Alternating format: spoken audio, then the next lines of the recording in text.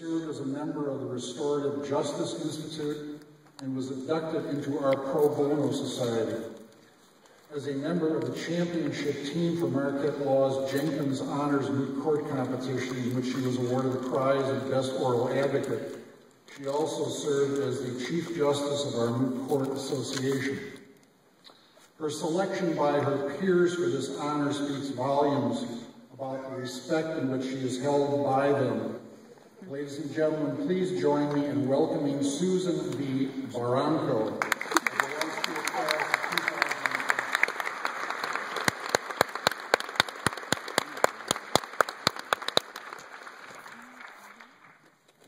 One of the chiefs of this nation with his young men escorted us to the Lake of Illinois. My fellow graduates, I wanted to begin tonight by moving you with an inspirational quote from our school's namesake, the Jesuit missionary and explorer Jacques Marquette. Though his journals were preserved, this is the only Googleable, quotable line they give us. One of the chiefs of this great nation with his young men escorted us to the Lake of Illinois, unquote. But if the words of Father Marquette cannot move or inspire us, perhaps the idea of him can. After all, I'm here because of an idea. What motivated me to start this journey was the idea, right or wrong, of what a lawyer is or could be for her community. Today, I am proud to graduate with a degree bearing his name, not because of Marquette's words, but because our law school seeks to instill the virtues represented by the idea of him. We leave to explore the world, not unlike Marquette himself, positioned to serve something larger than ourselves. As reported, my name is Sue, and I am here to deliver the valediction. When Professor Kircher first emailed me and put it in those terms, that I'd be giving a speech called the valediction, I was like, hold on. What kind of speech am I delivering? Look out, really? But the valediction is an act of bidding farewell. It is giving voice to a goodbye. My role is to bid farewell on behalf of the class of 2012, as best as I can, considering each of our journeys is unique. But we gather to celebrate this shared milestone. We graduate together from a law school, as Judge Sykes said, in a time of transition, having bridged the gap between two eras. The class of 2012 is the final class, the last complete class to walk across a Marquette Law graduation stage, able to claim that we too went to Sensenbrenner home. Like no class moving forward, we all can remind alumni that we too remember the Wisconsin room and swiveling chairs attached to the desktops and libraries with borders. Law school is life-changing. One learns so much, even about how to learn itself, as to become a completely different person. That the law school itself was on a journey, turning the page from what was and becoming something new altogether, is a marking feature of the graduates of this historically significant class. So goodbye on behalf of this era-bridging class of 2012. Goodbye support staff, without whom we'd be lost, short of exam numbers or notary stamps or directions on how to become members of the Wisconsin Bar. Goodbye faculty, who have, for better or worse, made attorneys out of a bunch of wide-eyed citizens. Goodbye flexible schedule. Goodbye deans. Goodbye Carol Dufek.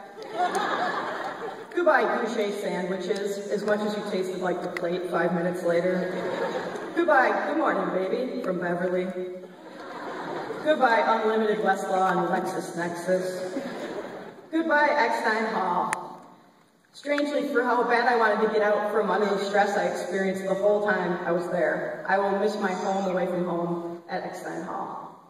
I will miss the claim I could rightfully stake, that small piece of Eckstein that was my own.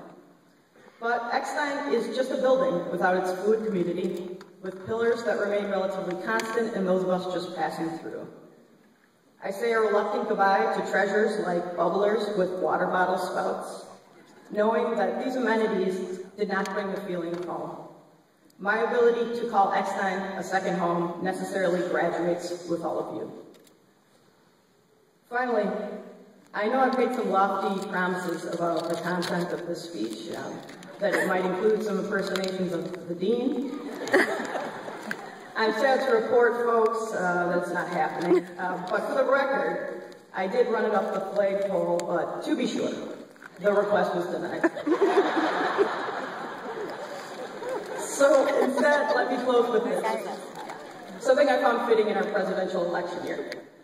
Our 30th president, Calvin Coolidge, did not seek a second term. When the press hounded him, "Why don't you want to be president again?" journalists asked. Coolidge replied, "Because there's no room for advancement." Today, quiet your inner President Coolidge. Do not stew over what steps are next. Instead, steep yourselves in the accomplishment of arriving at today. As you ascend these stairs, remember all the steps you've taken to get here. Preparing for the LSAT, taking the LSAT, not canceling at least one of your LSAT scores, applying to law schools, awaiting reply from those law schools, being accepted into at least one law school, deciding to take the plunge and doing so here at Marquette Law. As you hand your name card to Dean Thompson, remember each credit earned, filling out grade hammership logs, attending class and passing, 30 credits, 60 credits, 90 credits. As Professor Hammer or Bay hoods you, remember, you're a law school graduate. Let that sink in before pulling a Calvin Coolidge and thinking about career advancement. And finally, as you exit the stage, remember, you're a lawyer. Even if you're unemployed, you're an unemployed lawyer.